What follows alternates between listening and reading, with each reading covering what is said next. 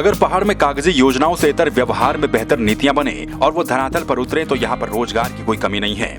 इसी दिशा में कुछ जुनूनी लोगों ने सार्थक प्रयास करके भी दिखाए हैं। रोजगार के लिए पहाड़ के आम युवाओं की तरह बसु केदार के अरुण चमोला ने भी दिल्ली और मुंबई जैसे महानगरों के धक्के खाए। अच्छी खासी डिग्री होने के बाद भी सम्मानजनक रोजगार न मिला तो अपने पहाड़ लौट आए और यहीं पर स्वरोजगार करने की ठानी। 2 साल पहले उद्योग विभाग के परामर्श पर बैंक से 10 लाख रुपए का लोन लिया और रुद्रप्रयाग के मालतोली गांव में एक बद्री केदार नाम से वाटर फिल्टर प्लांट लगा दिया, जिसमें आसपास के प्राकृतिक जल स्रोतों का पानी लिफ्ट किया जाता है। उसे बोतलों में पैक कर रुद्रप्रयाग और चमोली जिले में निर्यात किया जाता है।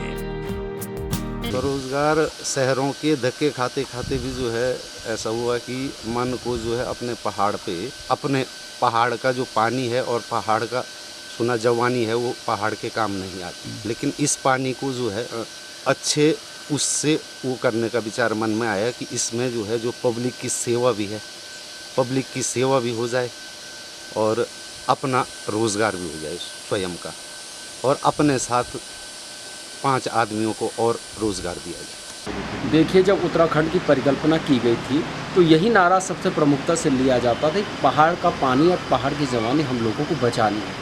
लेकिन जब उत्तराखंड का निर्माण हो गया तो न तो पहाड़ का पानी बचा और न पहाड़ की जवानी बची, और सरकारों ने इस पर कोई भी ध्यान नहीं दिया, केवल नारेबाजी तक सीमित रहा।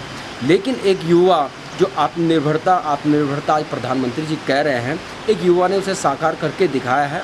और यहीं पे वो पहाड़ के पानी को, जो पानी दिल्ली, बॉम्बे और ऋषिकेश, हरिद्वार से 20 रुपये 25 रुपये की बोतल में आके यहाँ पे बिकता था हमारा पानी, उसी पानी को संग्रहित करके और फिल्टर करके वो आज हमारे बीच में दे रहा है।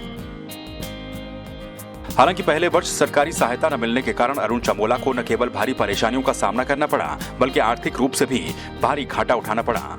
लेकिन साथ में उनकी पत्नी अखिला चमोला ने भी उनके कंधे से कंधे मिलाकर मोर्चा संभाला तो बीते वर्ष के अंत से परिणाम बेहतर आने लगे।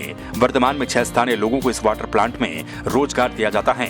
बद्री केदार यात्रा मार्ग समेत रुद्रप्रयाग के सभी छोटे बड़े बाजारों, कस्बों, सरकारी कार्यालयों में इसी पानी की सप्लाई होती है। अरुण चमोला को इस वाटर प्लांट से महीने में करीब 1.5 लाख रुपए की आमदनी होती है। जैसे पानी भरना, बोतल बाहर से वो कवर पैक करना, ढक्कन लगाना और बोतल को बंद करना।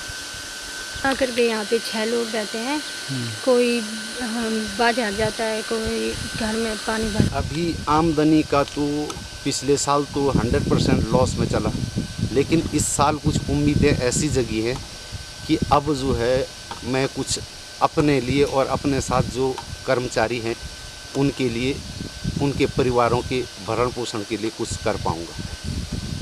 और इनका हुनर देखा हमने, काम करने के प्रति जो लगन थी इनकी, उसी परिवेश में इनको गाइड किया गया कि आप यहाँ पर एक आरओ प्लांट लगाएं, क्योंकि यहाँ पानी जो है काफ़ी गंदे उसमें आता है। तो इन्होंने ये काम किया, जिसके तहत हमने इनको प्रधानमंत्री रोजगार सृजन योजना के अंतर्गत 10 लाख रुपये का लोन दिया था। बहुत अच्छा हो रहा है और सप्लाई भी इनकी अच्छी है। आपको बताते चलें कि अब तक मैदानी क्षेत्रों से ही बोतल बंद पानी पहाड़ों में सप्लाई होता आ रहा था, जबकि उत्तराखंड के हर जिले में प्राकृतिक जल स्रोतों की भरमार है, जो कि अपने आप में फिल्टर से भी शुद्ध पानी माना जाता है। लेकिन इन जल स्रोतों का उपयोग न होने से इसका अस्तित्व ही खत्म होता जा रहा है। ऐसे में अरुण चमोला ने इस दिशा में कार्य कर स्वरोजगार की मिसाल तो पेश की ही है, लेकिन इन जल स्रोतों का संरक्षण भी किया है।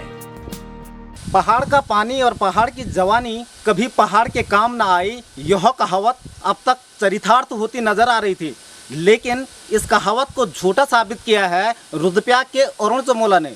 जी हाँ, रुद्रप्रयाग के अरुण चमोला ने मालतोली क्षेत्र में वाटर प्लांट लगाकर न केवल प्राकृतिक जल स्रोतों का सदुपयोग किया है, बल्कि यहाँ के 6 युवाओं को रोजगार देकर पहाड़ की जवानी को पहाड़ के काम में लाने का काम भी किया है। ऐसे में ज़रूरत है इसी तरह के सार्थक प्रयास करने की, ताकि यहाँ के युवाओं को मैदानी क्षेत्रों में रोजगार की तलाश में दर दर न भटकना पड़े। कुलदीप राणा, संवाद 365, रुद्रप्रयाग।